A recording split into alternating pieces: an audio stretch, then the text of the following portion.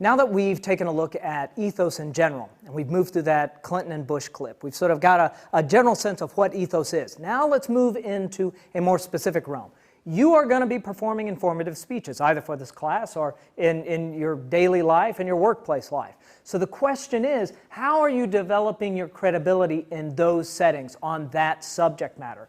Well, I want to move through a more specific issue. I want to move through informative ethos and some things you can be thinking about to augment, to highlight, to telegraph your enthusiasm, your excitement, your ethos on your informative subject matter. So in this lecture, what I'd like to do is just talk very generally about avoiding jargon, some ideas for maybe performing your knowledge in an exciting way, and then some ideas for performing your enthusiasm on that topic. So really sort of being a dynamic performer of your informative speeches. So we'll do that in this one, and then in the next lecture, we'll take a look at a specific case study, a specific speaker. So to begin with, I certainly think you want to avoid jargon in most of your informative speaking, right? If your audience is made up primarily of newcomers to this information, they're not as familiar with it, simply speaking in jargon isn't going to be tremendously clear for them. So you want to make sure that you're using language that is accessible, that's accessible for your audience, and that makes sense for your topic. Now, how do you avoid jargon? Well, if you're an expert, you've been using jargon so much, it's no longer jargon. It's just the terms you use for understanding that. Well, I do think the iterative approach that we talked about way back in week 4, performing your speech, revising it, reflecting on it, that's a way of hunting down, tracking down those episodes of jargon that maybe you didn't notice on one pass or through another pass. If you're just performing it multiple times, you're hearing yourself deliver it, and you can identify where jargon is being used. Now, not all jargon is bad. Sometimes jargon is very necessary. There might be no other term for what you're talking about. If you're going to use jargon, make sure you define it, make sure you explain it. Not just enough for you, but for someone who is unfamiliar with that subject matter. One of the key things on being able to cultivate a good informative ethos is being understood. One way you're understood well is to avoid jargon. So now let's shift to, well, what are some things to do in order to perform your knowledge? And by the way here, I'm not saying fake knowledge. I'm not saying lie. I'm saying you know stuff, okay? And knowing stuff in and of itself is insufficient. Knowing stuff is insufficient to add to your ethos. We as audience members have to see that knowledge, have to feel that you know what you're talking about. So the issue here is taking your interest and making sure that we truly identify with it and that we understand that there's true knowledge backing it up. Well, I think one thing you want to be thinking about in terms of how you can perform your knowledge, how we can see that you are an expert or you know what you're talking about, is having mastery of the topic enough that you can explain it to us, the audience, in a number of different ways.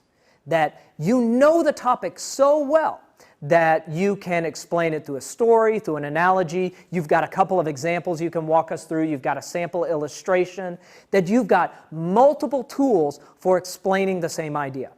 If you can only explain it in one way, and let's say we don't get that one way, then we're all kind of high and dry, right? You can't speak on this in any other way. We can't understand it in any other way.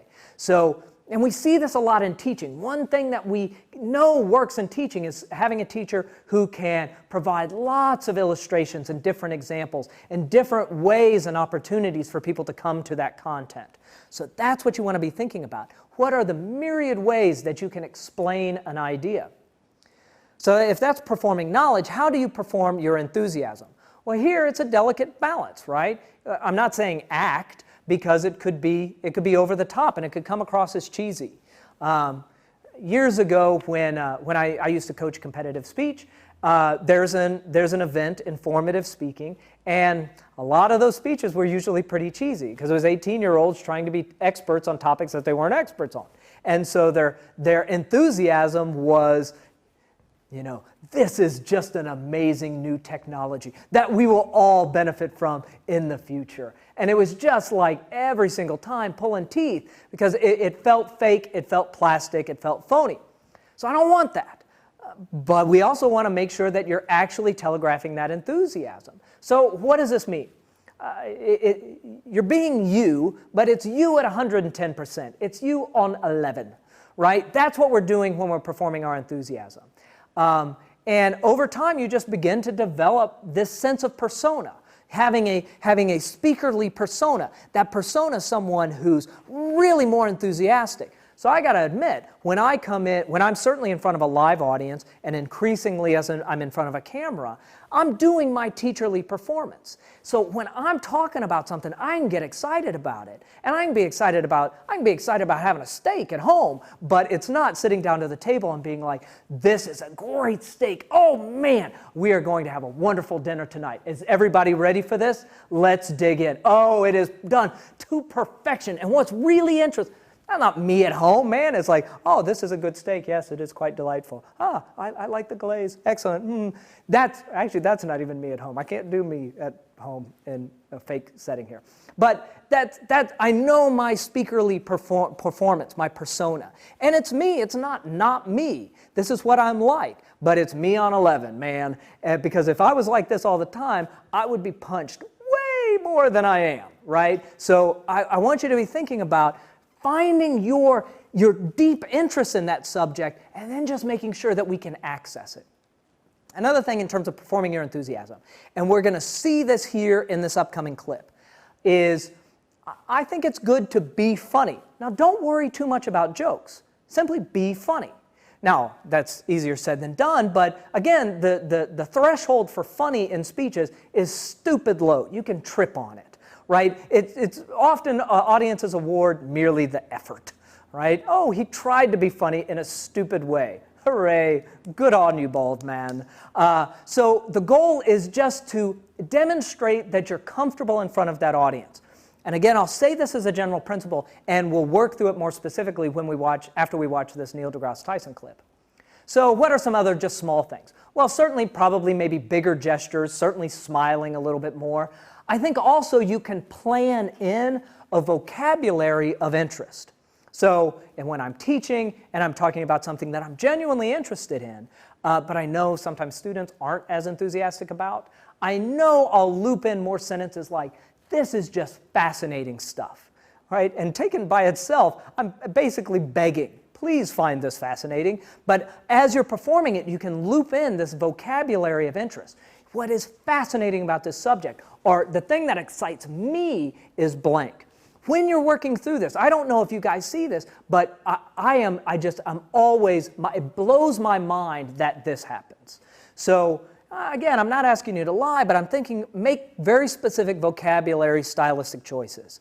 If you think something's fascinating, tell us you think it's fascinating, right? You probably don't lose much in that transaction.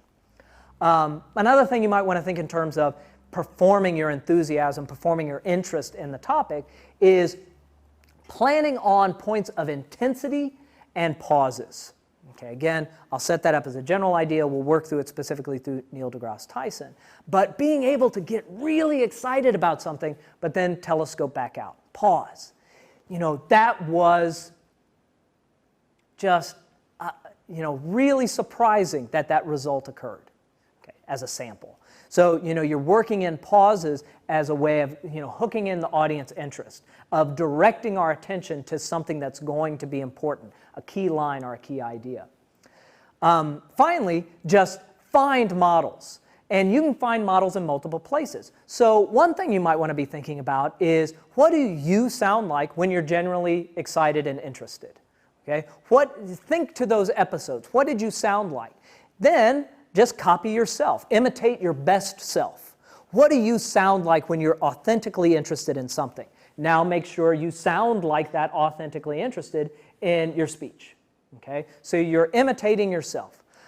Also, you can look to external models. Once again, who are some speakers that you find just enthralling? And what are they doing? And can you do something similar? Okay? So way back in week 3, I included a clip from a commencement speaker at the University of Richmond. Absolutely outstanding model of engagement and excitement. I would love to have his sense of intensity. He was very soft-spoken, but the energy in his voice, not the volume, but the energy in his voice was electrifying. And that's a model to watch and listen to and think about as I'm trying to make sure that audiences understand my genuine passion on this subject. So now that we've sort of talked very broadly about ethos in general and broadly about informative ethos, I want to move through a specific case study. We're going to be watching Neil deGrasse Tyson, who's currently the director of the Hayden Planetarium and sort of all-around science guy.